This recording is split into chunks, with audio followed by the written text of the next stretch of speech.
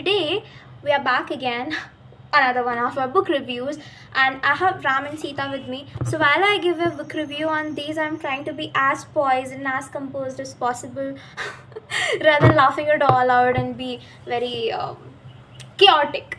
Yeah. Also, before that, does wearing glasses, does it make you look nerdy? I mean, am I not looking those intellectual types?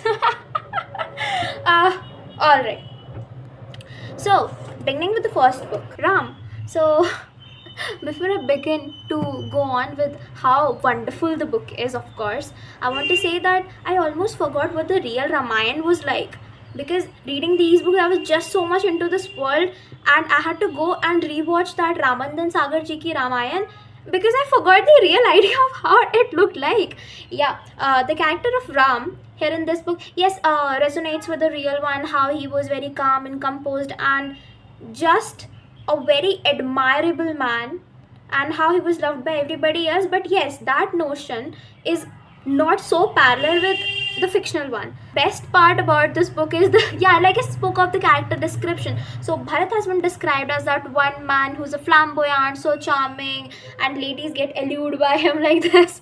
Lakshman's description is the most integrating one, I would say, because oh come on, all I could read and think of was like, if in the real world a Lakshman, like somebody like him would exist, because obviously it's not possible, but then how would it be to just have somebody like him? Because Lakshman was, he was a man. To be Lakshman, you need to be a bull among men.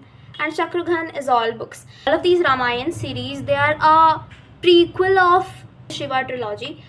So reading these, it's just a vast mind opening that, oh yeah, so this was exactly whose idea as it was. Now, Sita is just full of mysteries, full of suspense, and again the characters in Sita are also so well defined, especially her mother Sunaina, because she is built like that, tough lady, and she is the woman really, and so she makes Sita one as well.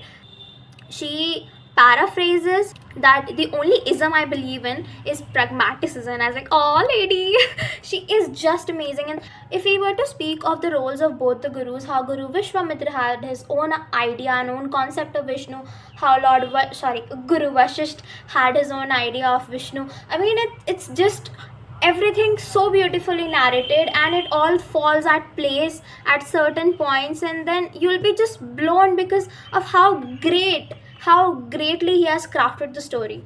So I've got nothing else to say apart from yeah, go for it and read